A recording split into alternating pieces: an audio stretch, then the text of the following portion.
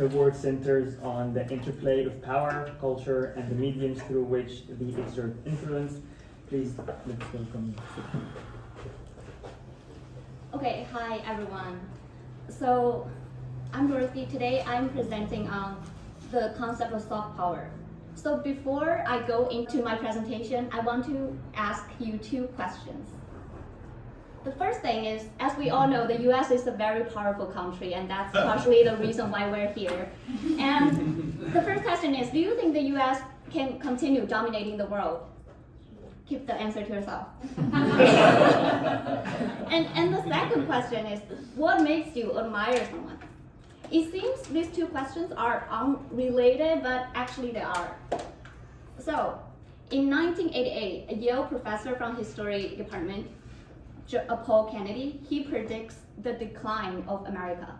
And the reason is imperial overstretch, which is that America is expanding so much abroad, but the military expenses cannot really be afforded by America's economy. Like America is taxing a lot to do a lot of military things outside, so he predicts the decline of America.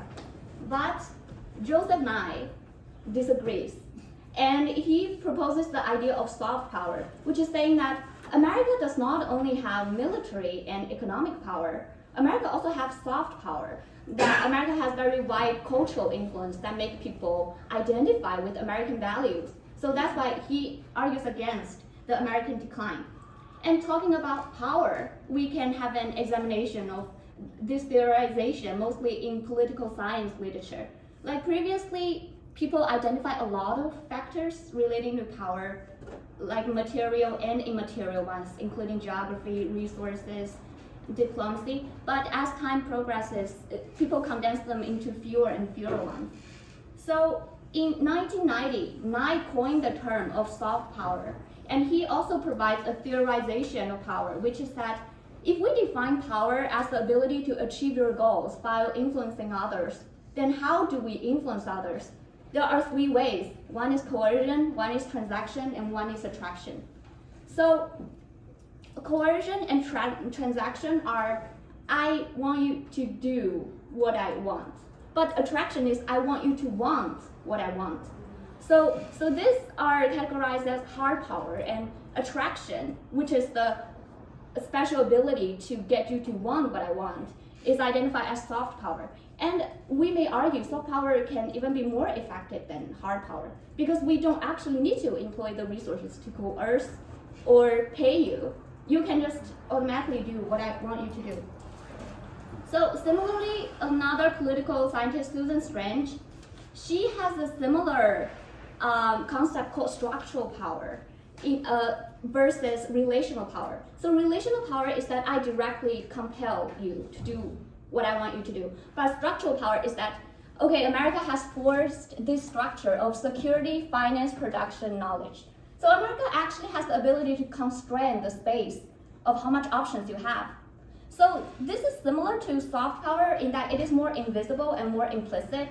I don't need to coerce you, but you have to make decisions based on the structures I set. But this is also different from soft power because it still operates by coercion and constraint rather than making people identify with their values and naturally wish what you wish. So this is a closer look at a nice conception of hard and soft power. These are the behaviors we can do, and these are the resources. So coercion is the behavior, but coercion is actually backed up by military. Similarly, payment is backed up by economy. And if we divide soft power by the entities, at the national level, you can hold Olympics as a nation. And that's a demonstration of your soft power. At the regional level, you can host some national conferences or international conferences. At organizational level, we all know the charm of Apple or Disney as they convey American value of freedom and creativity to the world. And at the individual level, we have celebrities like Taylor Swift or Justin Bieber. Okay? So, but within the literature of soft power, there are always three kind of problems, which is the term really lacks clarity. First, it lacks definitional clarity. What is exactly soft power, and what's its relationship to hard power. And the second is measurement clarity. We can measure hard power by national GDP or the kind of weapons you have, or all kinds of data, statistics we can gather, but how can we measure soft power? And the third question is the lack of mechanism, which is how does soft power work? What generates attraction? And I argue that political science in itself cannot really offer answer to these questions. We need literature from psychology and cultural sociology to completely understand these three aspects. So some political scientists has tried before to answer the question what generates soft power by identifying three kinds of power currencies, which are benignity, brilliance, and beauty. But I propose a more graceful structure to it, which comes from the field of psychology. So this paper argues for warmth and competence as universal dimensions of social cognition. So a professor asked students to use different adjectives to describe others, and they found, actually decades of research have found, the adjectives we use to describe our perceptions can be categorized mostly into these two dimensions, social and intellectual, which can also be termed as warmth and competence. So this is a survey of how Americans rated different groups on the scale of warmth and competence. And as we can see here, these are Christians, middle-class Americans. They're rated the best. Like, people think they're both warm and highly competent, and these groups are actually the reference groups of the society, which is that people perceive this as in-group, and people perceive out-groups in comparison to them. So as we can see, Asians, Jews, British, they are perceived as high competence but low warmth.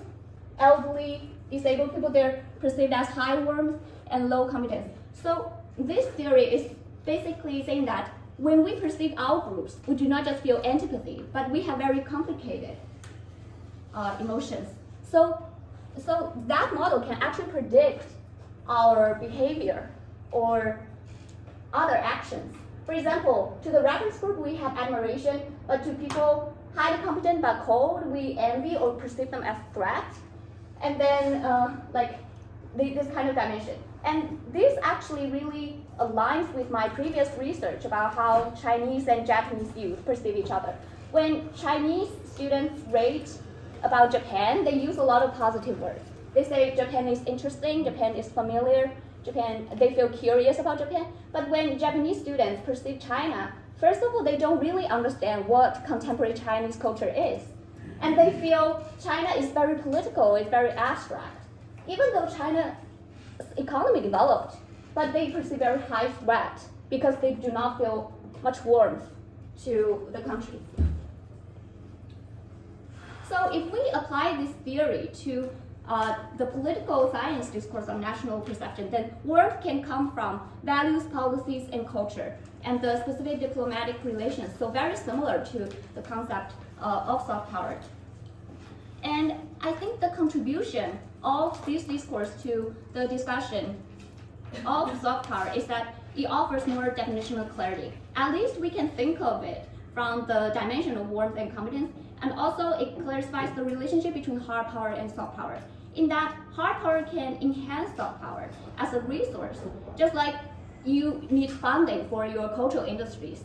And hard power can also enhance the perception of competence, which in turn contributes to the perception of soft power.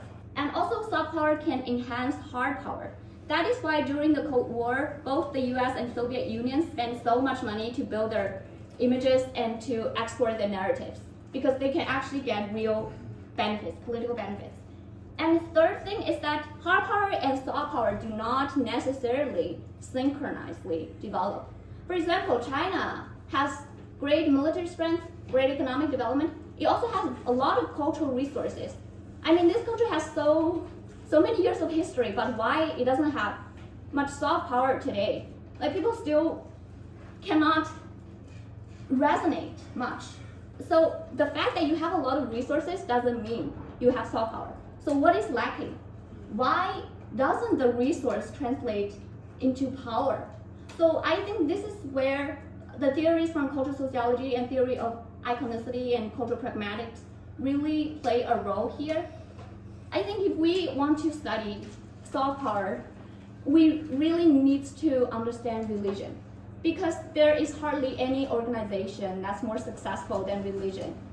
Even a national regime, they can exist for 200, 300 years, but religion exists for thousands of years. Like they're the most enduring, most lively, with the most complete structures to them. And there's no better way of expressing your loyalty than saying that I am a disciple of something. I am a religious fan of someone.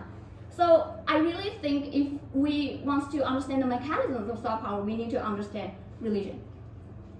And of course, talking about religion, it traces back to Durkheim's book on the elementary forms of religion. And Durkheim basically argued the similarly bizarre classification systems in old tribes are sophisticated reflections of the social orders. People are not mere exercisers of calculating rationality, but our engagement with our group and society is heavily influenced by the aesthetics and the performative, because we are drawn by a need to feel the affect, pleasure, sense of solidarity, or alignment with the moral codes.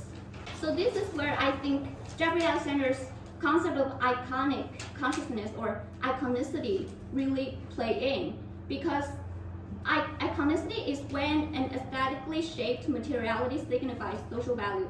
So it basically identifies both the surface and the depth, both the aesthetics and the meaning, into this successful build-up of icons.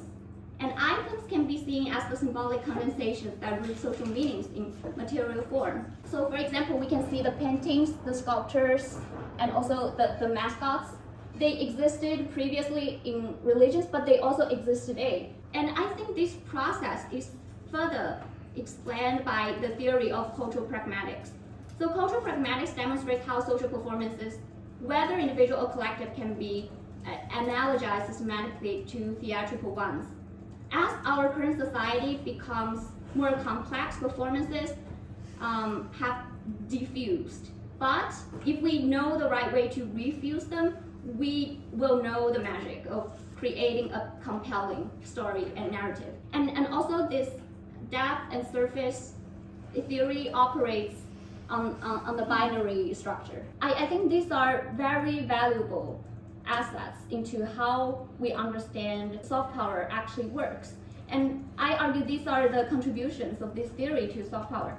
First, the theory of iconicity, they specify the mechanisms of soft power production through aesthetics and meaning in a binary structure, and cultural pragmatics and performance theory spell out the essential elements for crafting compelling narratives, protagonist and antagonist, and all other elements. And also, very importantly, they acknowledge the importance of icons and narratives.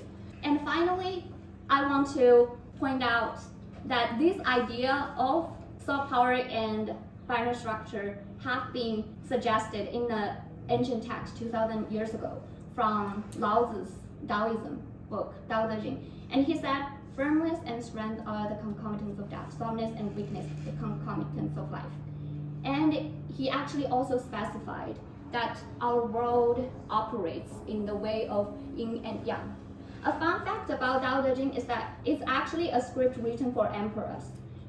Rather than for normal people, it's to teach emperors how to understand the truth of the universe, to understand the real way of operations of how the universe and the world works. So Tao is how the universal energy manifests itself in our material world.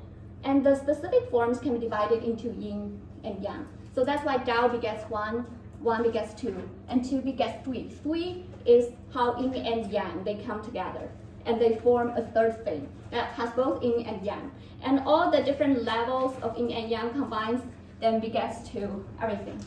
So there is a lot of resonance in a lot of texts, and my presentation today just aims to bring them all together. Thank you very much.